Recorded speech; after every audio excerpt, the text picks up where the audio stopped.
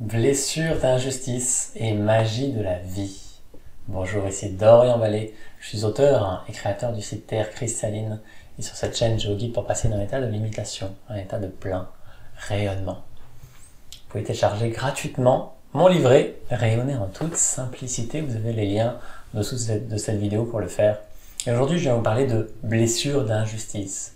C'est une blessure qu'on a tous à traverser d'une certaine façon, que ce soit personnellement ou collectivement, et qui a tendance à être lourde en fait. Et j'ai envie de vous partager mon expérience sur l'injustice qui peut se manifester dans le quotidien et comment en fait on renoue avec le vivant, avec la magie de la vie, pour laisser cette blessure en fait partir naturellement et se transmuter.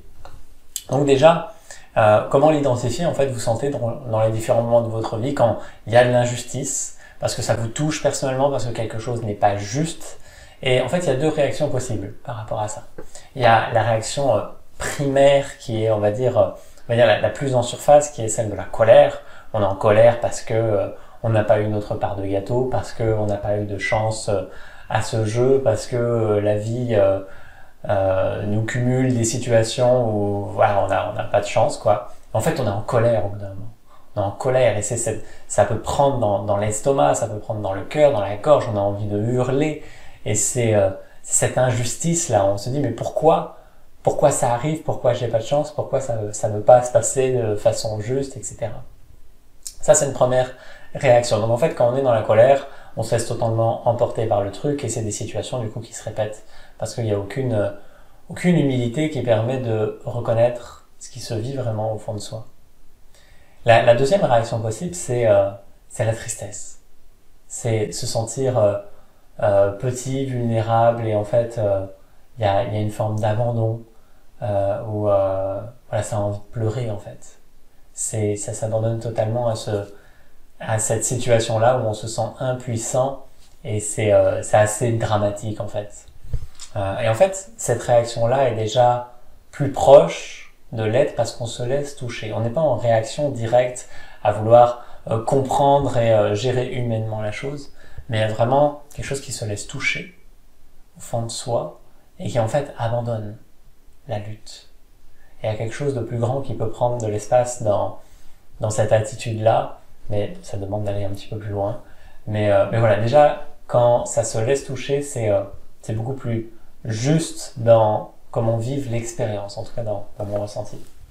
En fait, je l'ai eu énormément dans ma vie, cette situation-là où, par exemple, j'ai pas souvent de la chance, en fait. Quand il y a quelque chose qui s'en remet un peu au hasard, on va dire, ça tourne rarement en ma faveur, en fait. Et donc, c'est toujours très, très amusant d'observer ça et de voir les réactions qui se passent. Soit ça touche pas, parce qu'en fait, il n'y a rien de personnel. Je peux aussi être réjoui pour l'autre qui a de la chance et moi qui en a pas, par exemple. Parce qu'en fait, c'est le même vivant et c'est grandiose d'être dans cette juste attitude où chaque chose se vit de façon juste et se joue le rôle qui doit se jouer à travers Dorian et c'est parfait en fait. Que ça soit avoir de la chance ou pas.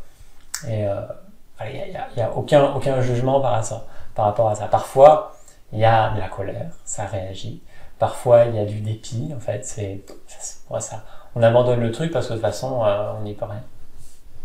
Et donc voilà, il y a ces différentes étapes possibles, mais en fait, dans mon expérience, il y a vraiment quelque chose qui se vit à un moment donné, une bascule intérieure qui est essentielle. Et en fait, c'est le rôle divin de cette blessure d'injustice qui ramène à se laisser totalement traverser par cette injustice, à ce que l'injustice soit vécue jusqu'au bout, au fond de soi, qu'elle soit autorisée à s'exprimer totalement. Et dans cet espace-là, en fait, il y a ce que j'aime représenter par la meule divine. C'est-à-dire, comme quand on moud des épices dans un récipient, voilà, j'ai plus les termes, mais c'est pas grave.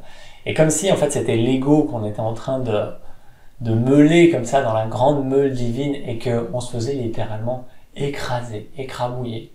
Parce que c'est vraiment l'ego qui réagit à ça, l'ego qui veut sa part de gâteau, l'ego qui veut de la chance, l'ego qui veut jouir d'une situation. Et il y a bien une séparation entre moi et les autres, quand il y a cet espace-là. Et donc, C'est quand on se fait littéralement broyer et qu'il ne reste plus rien que soi, que l'on devient poussière, puis vide, que l'on peut renaître. Et ça demande vraiment cette humilité profonde, à un moment donné, de se laisser désagréger en tant qu'ego. Parce que l'ego est juste une création, et que ce que je suis en essence, l'âme, en lien avec le divin, a juste soif d'expression à travers ce corps sans qu'il y ait d'ego qui fasse obstacle. Tant qu'il est là, c'est bien aussi, ça me permet d'en faire l'expérience. Mais à un moment donné, ça demande juste à céder la place. Et donc dans le fait de céder la place, il y a la magie de la vie qui reprend ses droits. Et en fait, ce que j'ai remarqué, c'est que lorsqu'il y a cette injustice ou une situation, on va dire, hasardeuse qui est là, c'est soit j'ai peur que ça se passe mal, soit je suis excité par juste cette magie de la vie qui s'exprime et peu importe le résultat, il y a cette joie de voir la vie s'exprimer.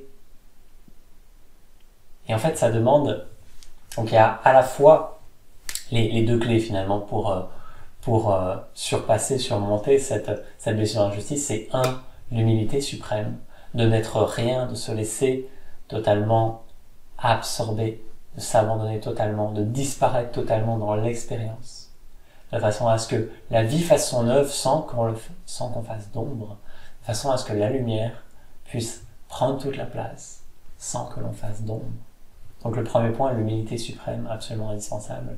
Et en deuxième lieu, c'est cette attitude intérieure de joie en fait, juste la joie de voir la magie de la vie à l'œuvre, voir la magie de la vie à l'œuvre, sans qu'il y ait une attente que quelque chose me revienne personnellement, parce que rien ne me concerne personnellement, rien ne m'a jamais concerné personnellement. Et c'est tant que l'humanité croit qu'il y a quelque chose pour elle, que ça crée des tensions, que ça crée de l'ombre, et que ça crée de la disharmonie, de la colère et de la tristesse, etc. Mais il peut juste y avoir émerveillement en fait, de cette magie de la vie qui est là en permanence dans tout ce que l'on fait, et qui cherche juste à s'exprimer sans condition.